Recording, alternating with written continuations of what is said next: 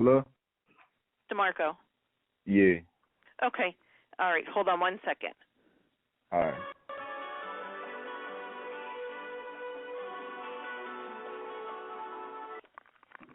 Hey, DeMarco, Mr. Battle. Good morning. How you doing? Good morning. How you doing, sir? I'm sorry I had to take so long. I'm in the middle of a Zoom, so I'm just going to turn the volume down here. They're talking about refugee immigrants, so I'll turn it down, and then we could do the interview. I'm ready when you're ready, sir. Okay. No, I definitely appreciate it. Even let me get on the phone with you again. Appreciate your time. No problem, DeMarco. Anything to help you out, sir? Thank you. I did have a question before we started. Would you mind if I recorded the interview for No. Ms. Stancliffe's class? Yeah, that's not a problem. That's fine. Okay. Thank you. No problem. All right. So I have 3 sets of questions. The first set is going to be like about the kids and about the juveniles there. Okay. The second set is going to be more about like work life. And then the third set will be more personal opinion type questions. Got you. So before we get into that, could you please tell us your your name and your position at Edmund L. Thomas? All right, no problem. My full name is Gerald T. Battle II, and my position is the superintendent at the Edmund L. Thomas Center. Okay. And could you roughly tell us what goes on there? Absolutely. We have 2 programs here at the center. One is our shelter program, and this is for children who have been abused and neglected. They really don't have a family home structure, so they're really temporarily homeless. So we put them in our shelter till we can find a maybe suitable placement for them, such as a foster home, adoptive home, preferably a relative's home. But if we can't find anything for that child on those rounds, we'll go ahead and try to find RTFs, which stand for Residential Treatment Facility, which is like a facility that houses youth for maybe 6 to 9 months or even maybe a year. But they'll live there, they'll go to school there, and they'll get their counseling from that residential treatment facility. Our other program is our detention program. We call it secure detention because it is a lockdown facility, which means all the doors are locked to get inside the building. We do lock their rooms at nighttime so they can't wander around the program. And our detention kids here, our max capacity is 20. I don't know if I mentioned it, DeMarco, but the max capacity in the shelter is 8. So our detention kids here goes to 20, and these kids are here for criminal allegations. They have allegations of crime against them, such as I've had murderers here, I've had drug possession, strong arm robbery, car theft. We get all whole scope of different crimes here. Our kids in both programs are slated to stay here 20 to 30 days. That's normally how long it takes for them to go through their court process, which means they have to have their hearings, which are 3 hearings. One is a detention hearing, which says that youth can be detained here, like it's not the wrong youth. We don't have a sibling versus the kid who's supposed to be here. Then the second hearing occurs within 2 weeks of that. That first hearing occurs within 72 hours. Then the second hearing occurs within 10 days to state if the child is guilty or not, guilty or innocent. And then they get to, present evidence on their behalf if they're saying they're if they're saying they're innocent. The third hearing happens 2 weeks after that, which is really your disposition hearing. And the disposition means where do they go? All right, now we know that they've been found guilty. Where are we going to send them? They can go to Danville, which is a secure prison. It's like a juvenile prison. It's in Danville, PA, in the middle of the state. They can go to Abraxas boot camps. They can go to Harbor Creek Youth Services. They can go to Perseus House. They can go to George Jr. There's a myriad of services they can go to from there. But that pretty much defines it. Our staff total here is 28 staff, and we work across all shifts, first, second, and third. And we use both staff in both programs whenever we need to Okay, so there's a lot of intersection as far as working in both of the programs. Yep. Yeah, I mean, like, DeMarco, if you're in shelter, if you're working shelter and maybe we got a fight in detention, we're going to ask staff to come down and help. Help means either help separate the kids, get the two kids who were fighting put in their rooms, or watch the rest of the group. That's when things go kind of awry. If a fight happens, sometimes, my 27 years of being here, I've seen kids set up decoys where they say, hey, y'all two go ahead and fight, and when staff come, we're going to try to jump them from behind and take their keys. We've had that happen a few occasions. But, when we have a close interaction with the kids, they really don't act like that because they all want to go home, and they know this is like their last chance to go home. So that goes in our favor as far as getting good behavior to be displayed on a daily basis. Okay. That makes sense. Mm-hmm. When you're looking at the kids that are coming into the different programs, what would you say is the most common obstacles that the adolescents face that increase their chances of becoming a juvenile offender or ending up in the temporary placement program? It's a great question, DeMarco. I think, in my opinion, professional opinion, I think it's really socioeconomic status. A lot of our kids are coming from poor backgrounds. They just don't have money. I don't know if you know this, but Erie, Pennsylvania has the highest poverty rate for children in the nation. There's a lot of kids that just don't have their basic needs being met. I would say what comes in a close second next to their economic status would be drug involvement with parents and themselves. A lot of the kids, when they do drugs themselves, most of them are smoking weed. That's mainly to mask the pain they're feeling. Some of them have a lot of mental health issues, paranoia, schizophrenia, bipolar, and their parents have dropped the ball on getting them assessed and getting them therapy and getting them evaluated for medication. So they just go out and get high, stay drunk, and hope that the problem goes away. But you and I know it don't never go away. When you're done being high and drunk, the problem's still there. You're still poor. You still live on wherever you live at. If you live in the housing projects, whatever, still around violence. Nothing changes. So I think it's being poor and the drugs. I think those are the biggest factors. And I hate to say it, I'm going to put a third one in there, DeMarco, but I would say lack of support, like community support. There's nothing for kids to do. I mean, think about when you were young. I mean, you went to Mercer's Prep. You probably had dances there to go to, but what else could you do? Was there dances at the Y? Was there dances at the Boys and Girls Club? Even the community centers, the King Center, Booker T, JFK, back in the 80s and 90s, they used to have block parties and dances. That stopped because of all the violence. You got a lot of kids shooting other kids from other neighborhoods, and now you can't have nothing for the good kids who didn't do anything wrong, who still want to have a social life. So I think there's not a lot for kids to do. You got to remember we live in Erie, so 4 feet of snow, 3 feet of snow. You can't really just hang outside. It's too cold. So you need things for kids to do.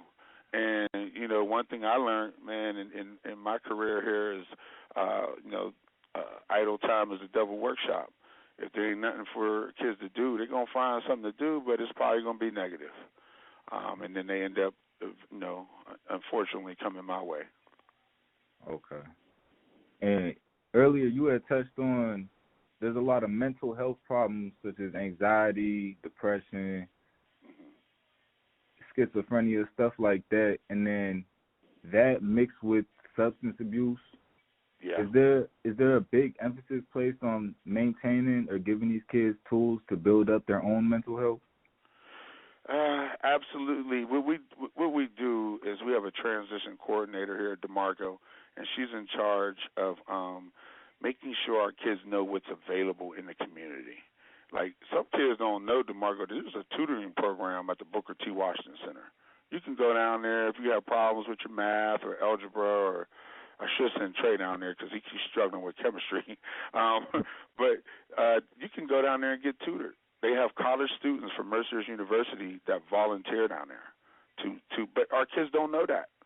I didn't even know that. Yeah, a lot of kids don't know that.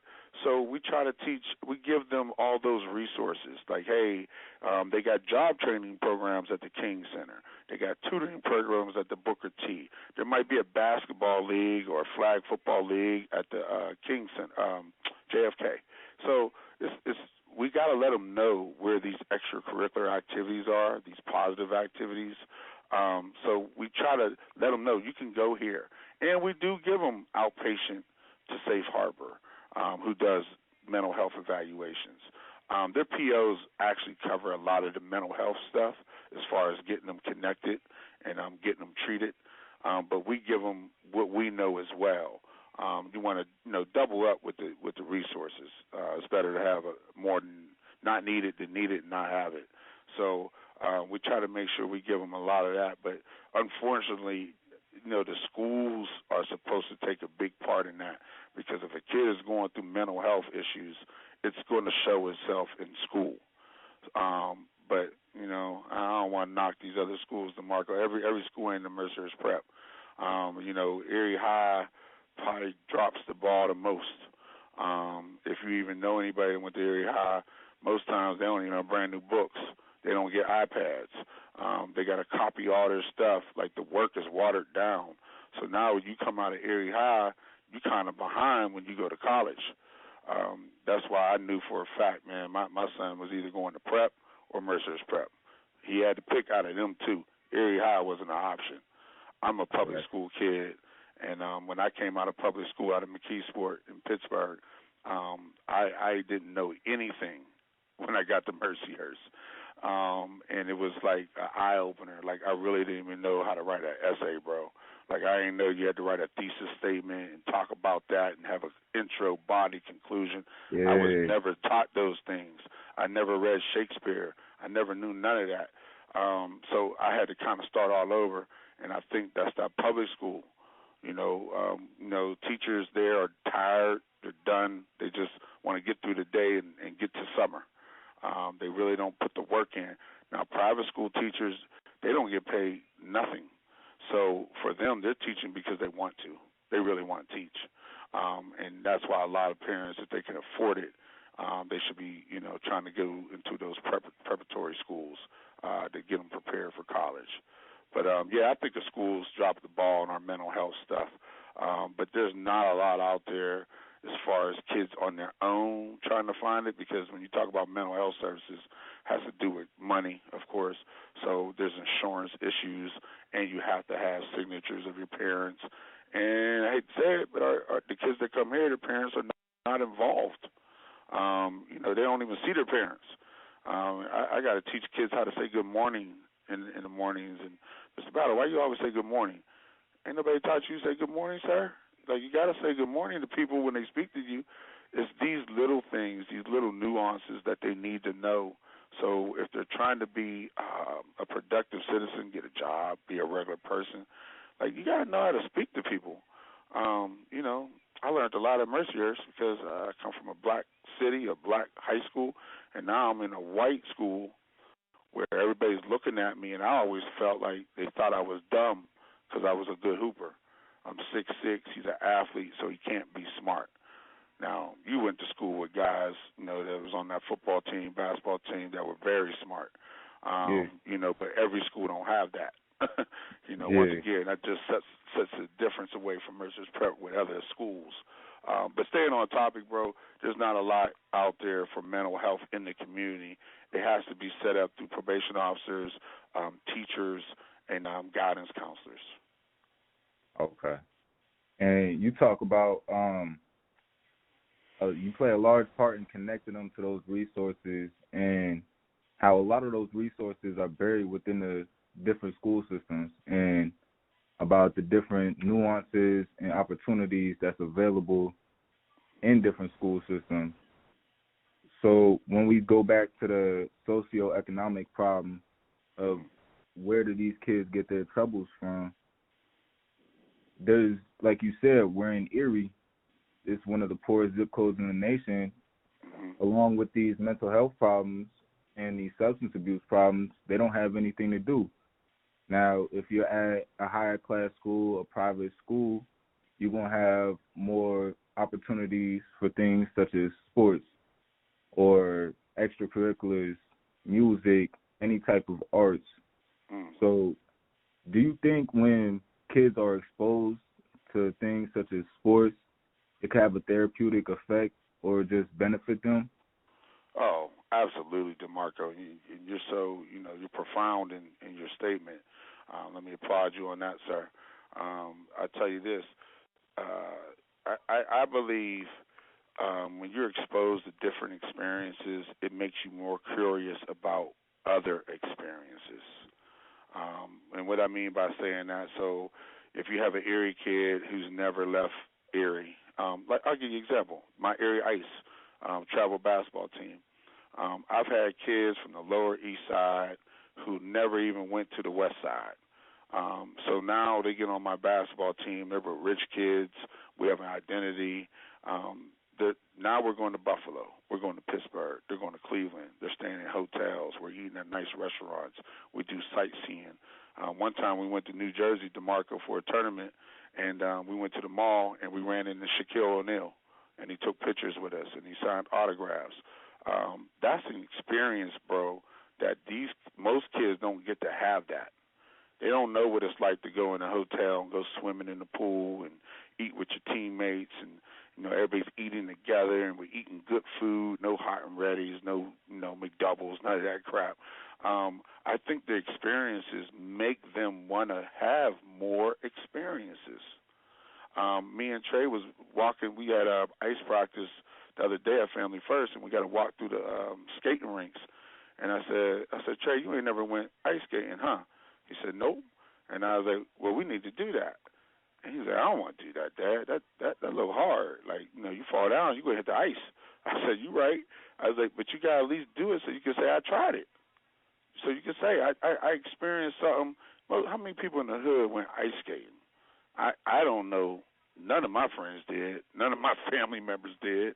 I got a chance to do that at Mercyhurst University because they had an ice rink, and they allowed the regular students to use it.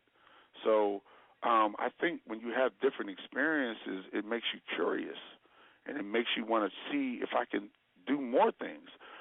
That little short trip to Buffalo might mean nothing to somebody that's been traveling a long time, but that might also spark that kid to say, I want to go to Egypt. I want to go to Spain. I want to go to France and see the world. And that's what I try to do. I think the experiences, because what do you know if you've always lived in the hood?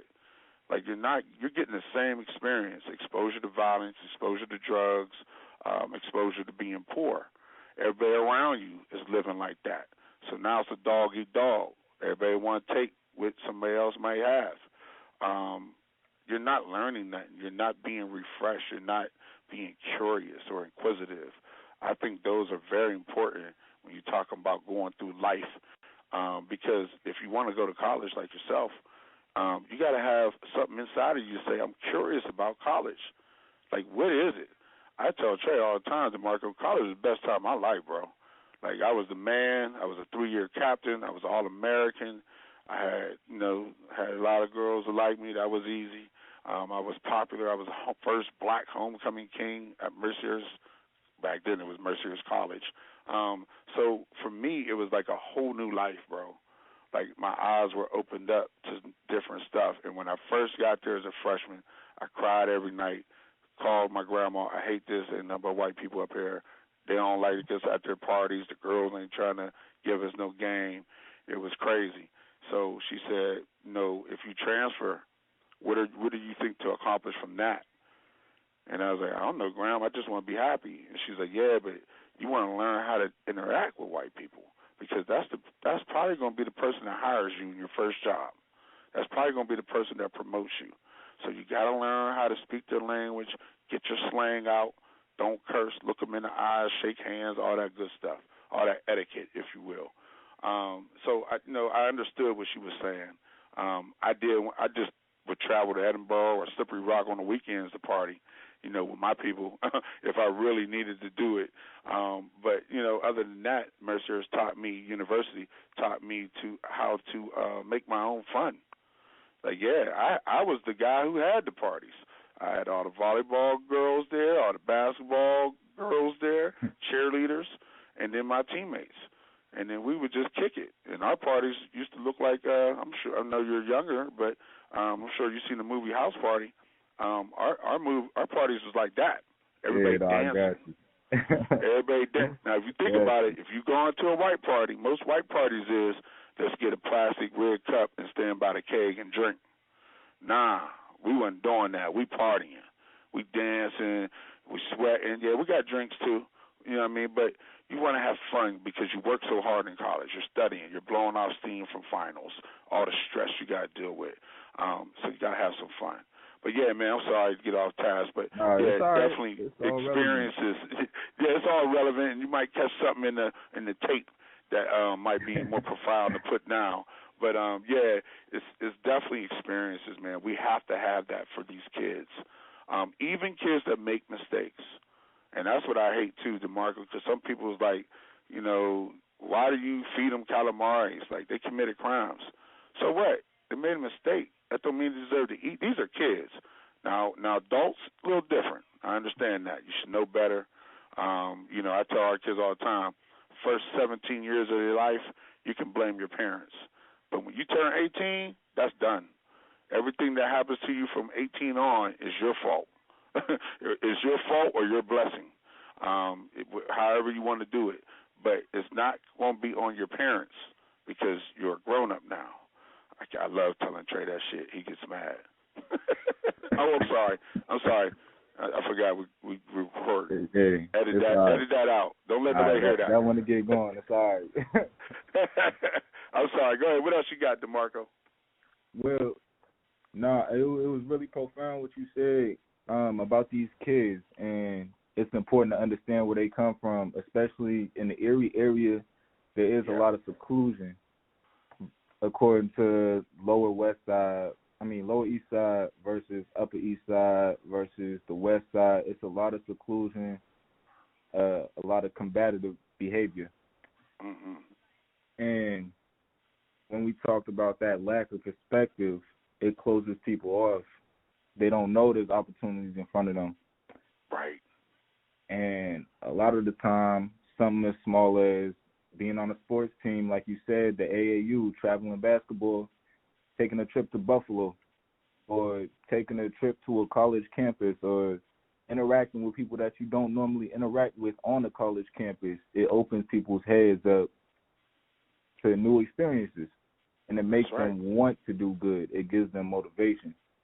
That's right. So when we talk about understanding, opening that mind up, and being open to new experiences, I think we got to look at the flip side and see how people are closed-minded towards these kids, and they don't give them that chance to change their perspective. So my next question would be, when we're talking about the impacts of the younger generation, do you believe that the youth are more harshly discriminated based on their race or based on their financial standing? That's a tough question. I would feel that race has never, in my opinion, this is just my opinion, I don't think race has really progressed like people think it has. I'm taking you back to like Jim Crow laws. Back then they were calling us niggers and then shooting us and killing us. And in 2021, they're not calling us niggers, but they're still shooting us and killing us. So have things got better? It don't feel like it. I remember when Rodney King, I was a student at Mercer University, when Rodney King got beat and we had to deal with that verdict.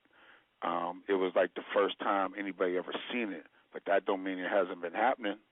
I'm sure in the back roads of Tennessee and Kentucky and Arkansas, that like it's common for blacks to be beaten, murdered, falsely accused, because it's all systemic. it's been ingrained in American society to make sure the haves keep on having and the have-nots stay down, because that's how you can guarantee power. If you look at generational wealth with whites versus blacks, well, the whites had a 400-year head start on us. They used blacks to build the railroads, our schools, our cities, our communities. They used them in the cotton fields. This is all free labor. Whites were able to amass a lot of wealth, so they would pass on wealth to wealth. I heard I think it's Chris Rock. He made a joke, and he said, "Yeah, how come Shaq lives in a neighborhood, and in his neighborhood, a dentist lives next door to him? How can that be?" And everybody's like, "Well, Shaq is wealthy." No, Shaq is rich. The dentist is wealthy. The person that writes Shaq's checks is wealthy. They're wealthy, not Shaq. So when you look at it like that, it kind of puts things in perspective when you're talking about race. It's not funny, but it's very like eye-catching that in the whole Erie County, I can name you about 10 different departments. The prison system, adult probation, juvenile probation, domestic relations, office of children and youth, drug and alcohol, blah, blah, blah, blah. And out of all those departments, you mean to tell me I'm the only African-American department head out of 15 departments in Erie County? So I don't know if you remember, DeMarco, there was an article that was in the paper that talked about how it is to feel black in Erie. Like there was a perspective article on that. And I feel the same way. I just feel like people talk and people go out and they shake their signs and they protest, but there's no real change occurring. At Manel, we got the most minorities out of whole Erie County. And I think it's because people feel comfortable here because they know at least one thing, race ain't going to be an issue. If you're a minority and the boss is a minority, then the race is kind of gone now. Now you can't say, well, he making me work because I'm black. Well, he black, so that can't be it. His two assistant directors are black, Kenny Hollis, Julian Blanks. So it helps to change the kids' perspective again and open them up to more opportunities. You beat me to it, DeMarco. You beat me to it because it's also modeling. Because now they see me come in with my tie and my glasses and my dress shoes and my dress pants, and they say, "Damn, that's somebody that looks like me." Now let's forward a little bit. Now after talking with Mr. Battle, he is from the projects. He did come from drug addicted parents. Wow, he's really like me. So now they trust my guidance. Now when I tell them, yo, you can't smoke, you can't drink, yo, that's not good for you right now. When you get grown, do what you want. I know judges that do things that maybe they shouldn't do. But right now, when you're trying to aspire to accomplish something, some type of status and success, you can't do that. You can't fight. You can't be violent. You can't walk around with guns. It's a setup. Once you get into the prison system, DeMarco, you already know this, it's so easy to get in and it's so hard to get away from it. Like 10 years from now, you could get out of prison, and guess what? You're going to struggle to get a job. And if you do get a job, you're cleaning hotels, you're working at McDonald's, it's not going to be enough to sustain a family on that income. So a lot of people go back to hustling again, and then they go right back to jail again. So here's that cycle. Here's that vicious cycle again. And now your kids see, not yours, someone's kids will see their parents doing wrong shit, and then what are you doing? You're modeling that. So now the kid says, well, Dad was hustling, so I might as well hustle. That's what we do. Now think about it. I ain't going to kill nobody because I don't know who you related to up here, but there's certain family names, and when you say their family name, it's like, yep. And I'll give you examples. Tate, Beeson, all right? When you hear them names, Williams, it's like, yep, I know, and I'm friends with all the Williams, Michelle Williams, Mush, and all of them. So I'm really like, part out. I know how it goes up here with that name recognition. But it's just I like to show the kids, and they know when I speak firmly with them. They know, like, oh yeah, he ain't like corny like I think. His glasses, and he uses big words, and I let him know, like, look, I could talk proper because Mercer has taught me that. But the hood can come out too. But I also know it's not good for the hood to come out. That's why I got away from it. Because I didn't like living in the hood. I didn't want my kids being raised in the hood. Can you believe my son never fought before? He's almost fought on the court, but he ain't never had a real fight. And I gotta let Trey know sometimes because he think Dad, I rep Pittsburgh. No, you don't. Boy, you from the driveway. You ain't from the street. You went to Mercer's Prep. Stop. But he understands that because he's been home with me many times. He's seen walking around with guns like it ain't nothing. It's like the Wild Wild West down there. Like people really just walk around with guns. Yeah, it's different sides. It's a different life down there in Pittsburgh. And he got to learn that. But yeah, man, that's what I try to. The race and the the economic status, I don't think is really apparent because think about it. Everybody we know that's poor, everybody I know, I'm not going to speak for you, D, but everybody I know that's poor, they look like they're rich. They got Jordans. They got gold bracelets. They got chains on. Most poor people keep a lot of money on them. That I've seen that image. How many times you seen this, bro? A Benz or a Beamer parked in the terrace, parked on 17th Street. The Porsches. Yeah, I mean, come on, man. Like, you got nice cars, but you live in the hood. Like, wouldn't you rather have a nice house and an okay car, like a Chevy or a Ford, but you live in Glenwood, like you live above 38th Street, 26th Street? Like, I don't understand that. And I also understand that when you have that nice vehicle and you live in the Holly, that you're telling every law enforcement agency to look at you. How the hell does that person have that car and paying $25 a month for rent? That don't match. Okay. I want to stop you right there, too. Yeah, okay. You made a real important point throughout this, answering this question.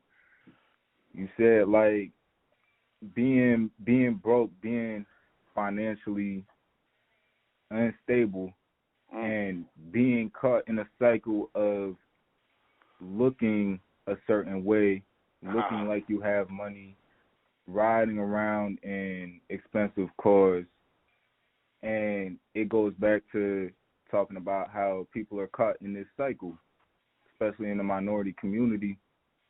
We talk about the cycle. You said originally people smoking with their parents. Yeah. They see people walking around with guns. They see people openly doing drugs like it's legal. And it becomes habit, and it closes off the perspective. So that's what a lot of these kids are coming from, and that's what how they know how to express themselves. Yeah. So like you said, when it comes to modeling that, yes, being a model, I think it was very important that the kids understood it wasn't always like that. You didn't come out clean cut. You didn't come out speaking proper, intelligent, communication skills, empathy skills, social skills, things like that. So I want to make a shift less from the kid's perspective and now more towards the worker's perspective.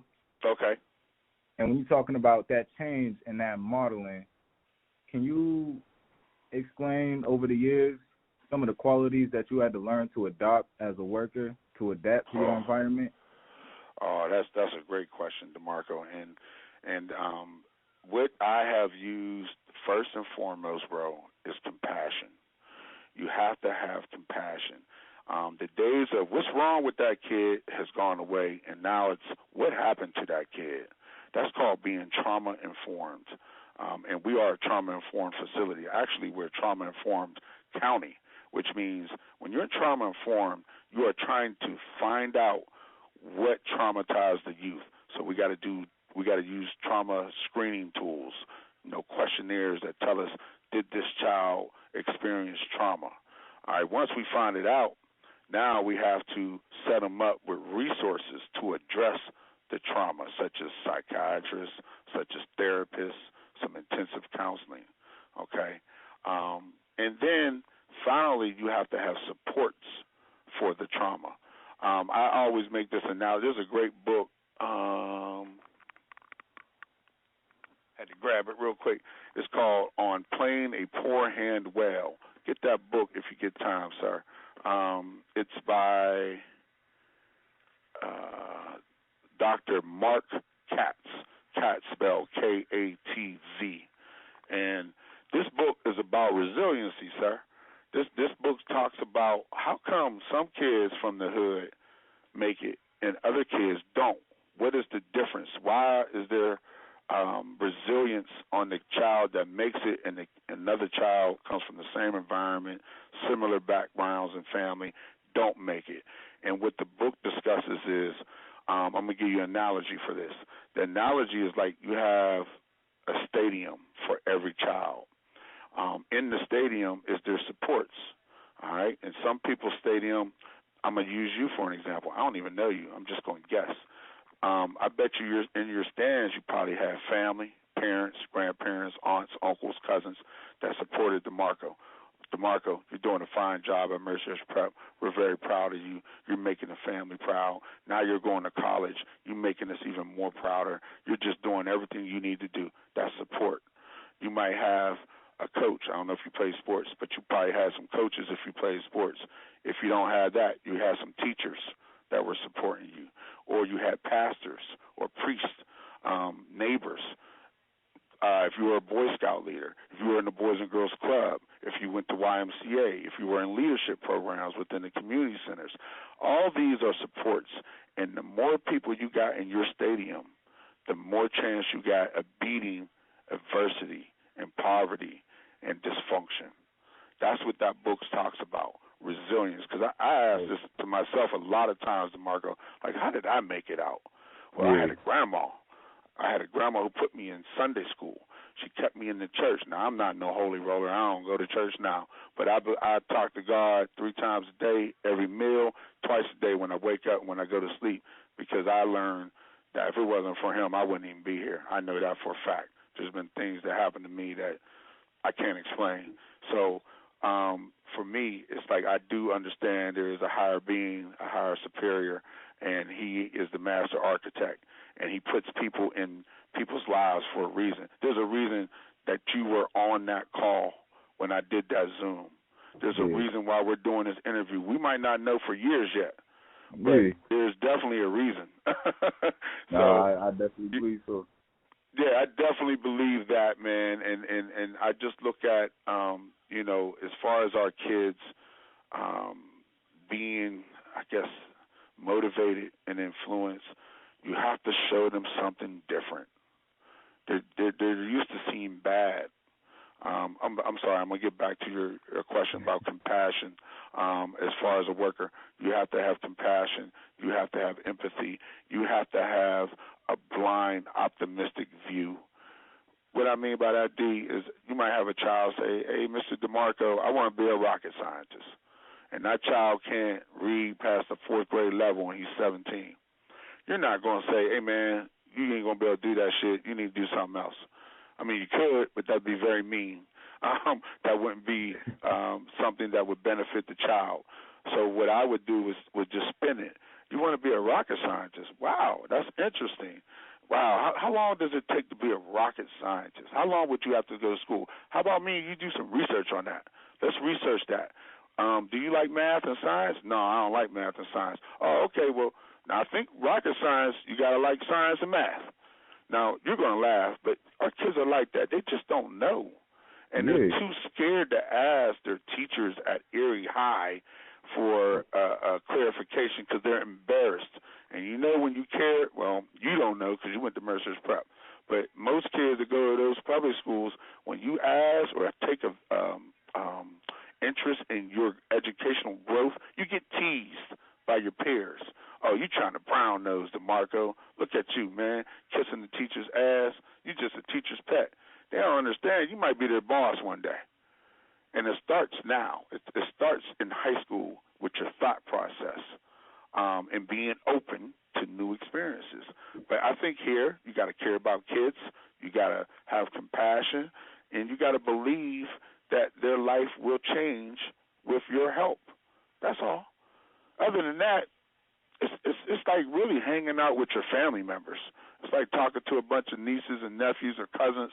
And it's like, yeah, I'm sure you got cousins, and they say, hey, DeMarco, how was Mercer's prep? I bet you that was hard. Yeah, it was hard, but I learned how to study, and it helped me when I got to college. I wasn't behind. I was actually ahead. I know you're ahead when you come out of Mercer's prep because it's so damn hard. It's so damn hard. So I just got a email from Matt Bingle not too long ago, and he needs some help getting a scholarship because he's going to Bloomsburg. He signed with Bloomsburg University, so he'll be playing against Mercyhurst and Gannon. And Matt Bingle had a 3.5 coming out of there. Now Trey ain't gonna get no damn 3.5. Trey's like a 2.6 guy. He do just enough, and I hate it because it's like, dude, I pay all that money for you to go there. Like, at least try to get these grades right. But even just enough out of there, that's ahead compared to some of these other places coming out. If you're doing great, about it. He'll be ahead of the game. He'll be ahead of the game. Everybody I know that went to college, Griffin, Byerly's, all these books, all these guys that went. Now Khalil, I think Khalil dropped out.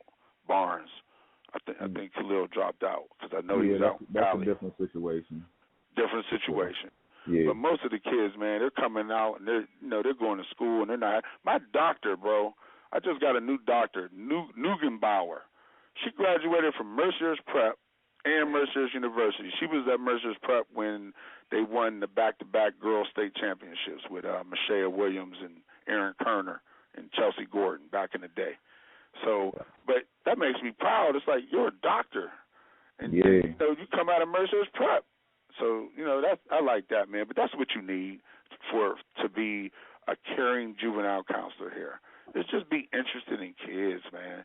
Like helping kids for no reason, and it's easy. Like when I get out of work, I feel like I didn't go to work, bro.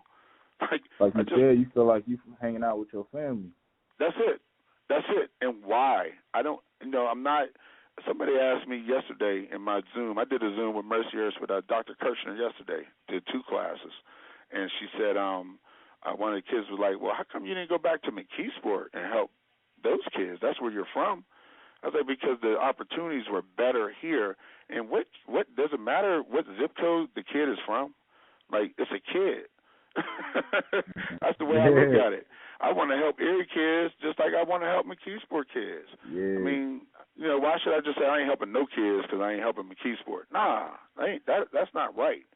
So it's like and you our want to kids, help somebody if they from the middle of the boondocks. Like it's all the same. It's a kid. Well, it rotates around, DeMarco. Our discussions that you're having with me, you're gonna probably be interested in helping some youth, because you sound like a person who is aware. You're woke. You're not asleep. You know what's going on in our community right now. You know how unfair it is for our people right now.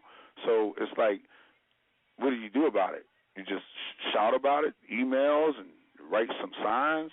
Or can you get out here and maybe make a difference in one kid's life?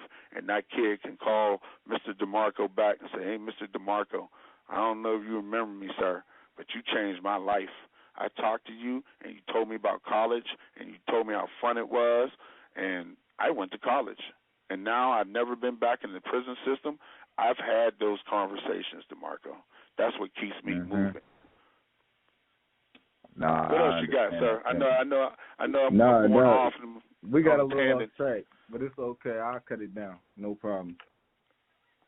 So you talked about, in order to do this job well, you had to learn to be compassionate and caring. Yes. So that's something that's really valued in a worker in this type of environment. Now, when you go about doing that, is it hard to prioritize your workload? Like from day to day, does it tend to be each day is different, or are most of them pretty consistent?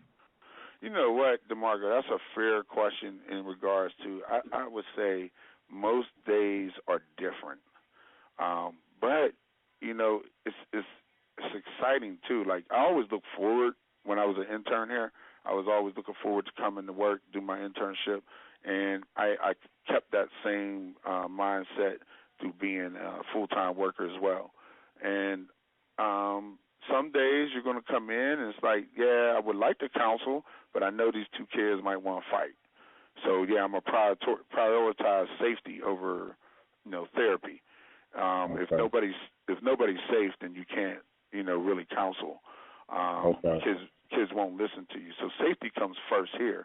You want to make sure no kids are trying to hurt themselves. They do that a lot. Like they come in, they think the world is over because they made a mistake. Yeah.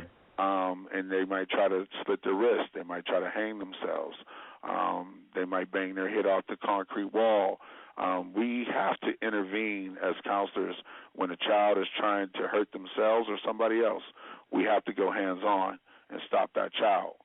So when you talk about some days, some days are like right now, this past week has been nice. We got 5 kids in detention with 4 staff. So imagine how much counseling you can do. Now you can pull a kid away because everybody's kind of bored, and it's like, hey, let's go talk in here about goals, man. Let's talk about how'd you get here and how you're going to not come back here when you leave, and just have the conversation because our kids don't get a chance to have that at home. Yeah. I've heard the kids always told me, Mr. Bell, you talk to me more than my parents, and that's sad because you gotta. Trey, he knows I'm a tough coach. All of his ICE teammates and everybody's like, yo, your dad is fucking tough. I don't even know how you live with him. But we have a lot of conversation. That's my number one son. Like, I love him to death. We eat together. I do all the stuff that I didn't get to do as a kid. And there's a time and a place for it. It's different right. situations warrant different types of personality, releasing certain things into the environment. And I read somewhere they said the more time that's spent with family, the less time your child will be involved in delinquent activities. So it's very important to have that time with family. And sometimes don't tease him, but there's been times where me, him, and his mom and sister would go down to the beach and just watch the sunset. Like, wasn't nothing going on. I just want to sit there with my kids and my wife and look at this beautiful experience because, I just remember growing up, I ain't get to watch too many sunsets. I ain't get to watch, storm clouds coming in. Like, it was always like violence and the police going to come today and I'm going to have to fight when I go outside and all that. So. Nah, and see, you say don't tease them and stuff, but honestly, I have a real good understanding of that because even right now, people will call me old, this, that, and the third, but I take time. I'll go out, press style, drive out there for a little half hour, go see the sunset, sit there, chill, breathe, watch the clouds, stuff like that. Just peaceful stuff to keep yourself right, appreciation. So I definitely understand that. That's good stuff, D. And keep doing that stuff, man. When I do corny stuff like I ride my bike and stuff, and sometimes you ride past a garden, man, smell the flowers. I know that sounds corny as hell, but smell the flowers because the way I look at it, D, is this somebody that can't walk, that woke up that couldn't walk today, that woke up was blind today, woke up was deaf today. So every chance you got to experience life, if it's smelling flowers, watching sunsets, helping your parents out with groceries coming in the house, whatever it is. I tell Trey all the time, it's like, if you really want to get on me and your mom's good side, do something without us asking you to do it. Like, I want to come home one time and the grass is cut. I ain't got to tell him to do it. It'd be nice if I come home and it's just done. Trey ain't there yet. He's still maturing. He's still learning to be a man. So he ain't there yet. But those are the things you do. It's a process. Yeah, that's right. All right. And you talked about when prioritizing the workload, safety is always number one. That's paramount. Yes. So are there any, major rules that are extremely important to follow as far as being a worker in order to keep the staff and the juveniles safe?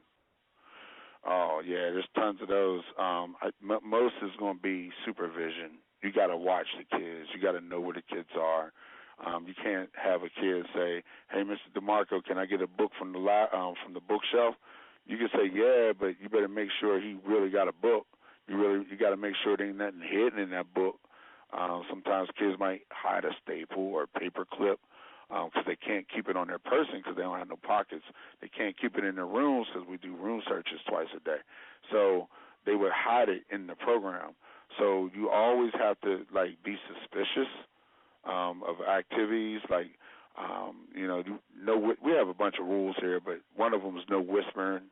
They can't whisper. They can't rap or sing because that can be used as a decoy. I heard you say earlier, music is an outlet, and it is, but just not here, not in our secure program. In shelter, it is. We have a radio, and they can listen, different music, try to, calm them down a little bit. Here, just because if I give them a radio, they might take the radio and smash the dude's head in from the west side that they had problems with before they got here. So you got to be careful with those type of situations. But safety got to be first, man, here, first and paramount. But you're going to maintain supervision. You can't be distracted. A problem with our staff, they always have their cell phones. And if we have a policy that says you can't have cell phones, not when you're working. If you need somebody to reach you, your parents for an emergency, they should call here at work because it's easier for you to answer the phone and still be in the program. Whereas if you got your cell phone, that's something that could be lost. It could fall out your pocket. Now the kids got it. Now we got a problem. You could not get signals down there because we're enclosed with concrete brick. So you're not going to get good signals anyway, so you'll miss their phone calls. But phones are horrible because when you're looking at your phone, you know what you're not looking at? You're not looking at a child. And that child could be touching another girl, trying to fondle her.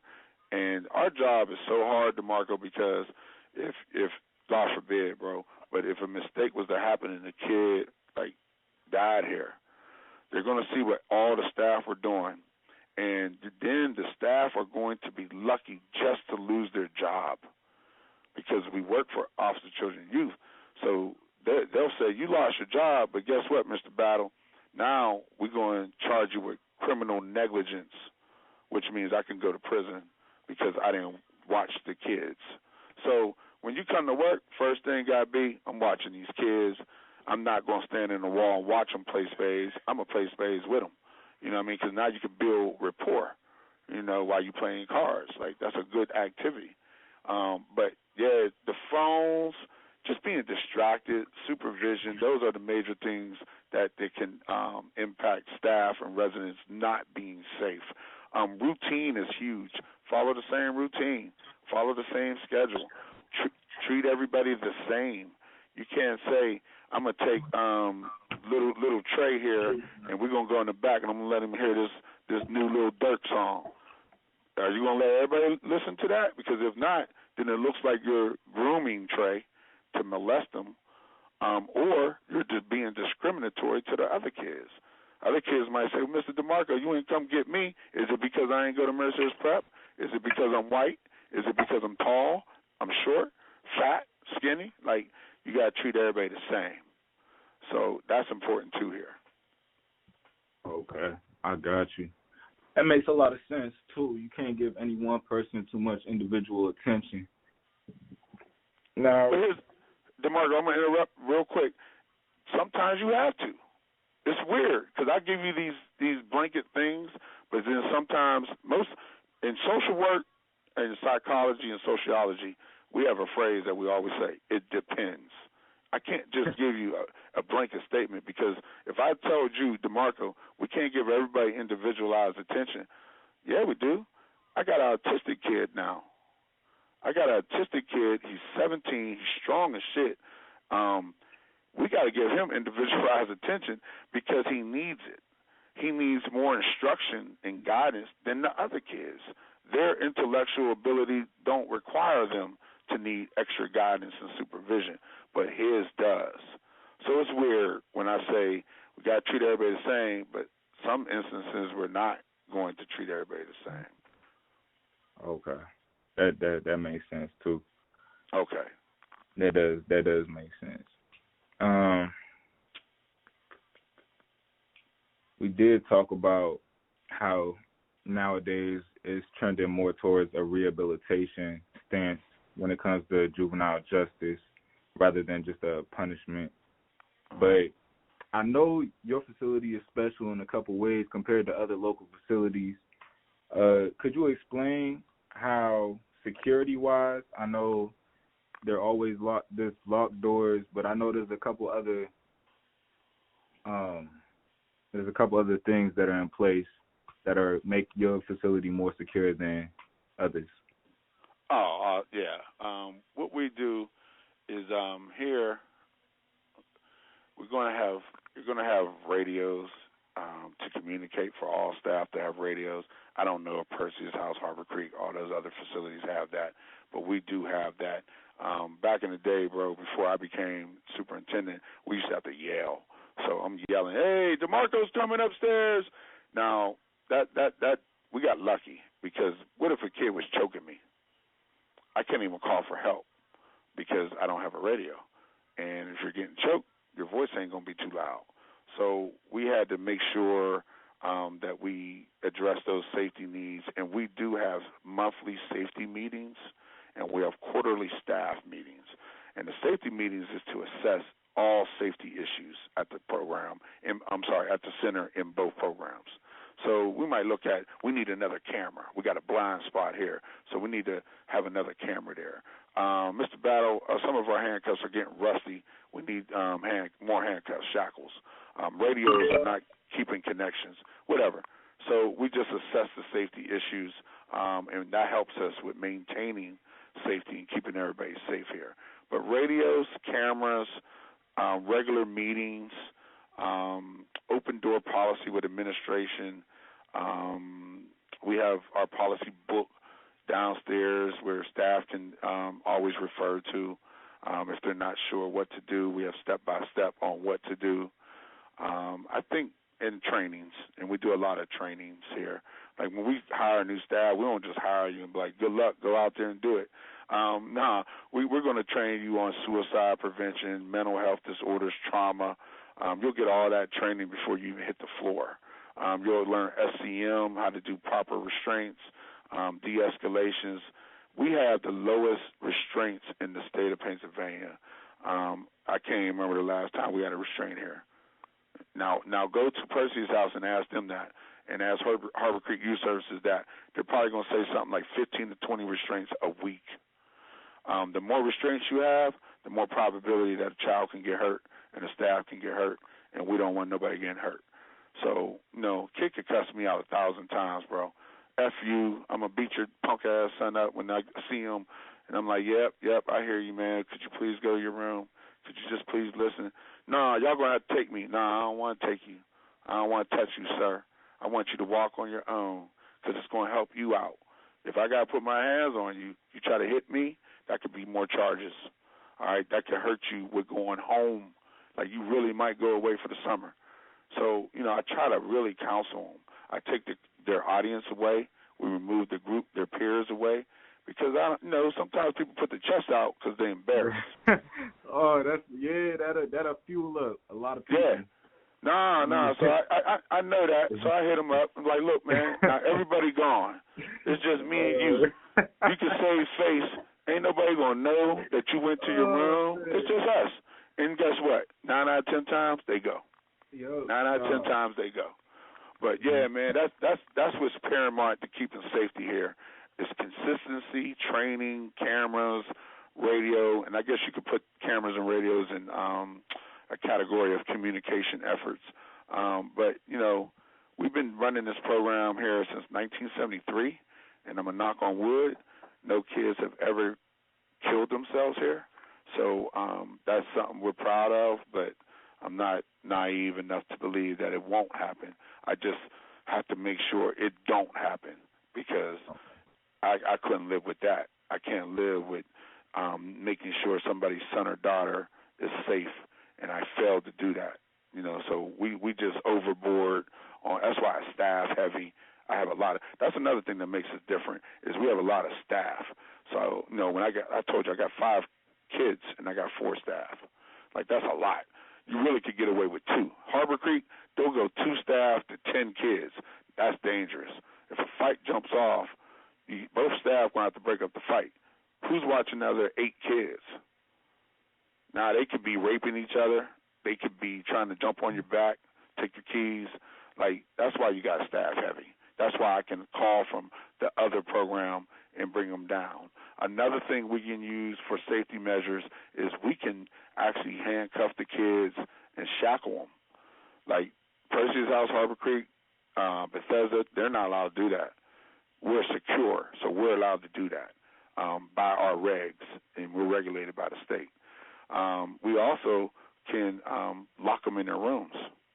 We could just push them in the room and lock them, and just watch them. Because sometimes, they're throwing punches at everybody. It's like, okay, let's just get you in the room, and you can, we'll watch you, but at least you won't be assaulting nobody. But sometimes you got to handcuff them because once they're in the rooms, they punch in the walls. And if they break their hand, now we got another problem. So sometimes you'll have to use handcuffs and shackles, but that's why, DeMarco, a lot of people work here and they never leave because it's safe. You can earn good money here. I had a worker here make over $100,000 last year. Made more than me. Oh, excuse me 1 second. I'm sorry. I got to grab my little sister real quick. Go ahead. Give me 1 second. No problem, D.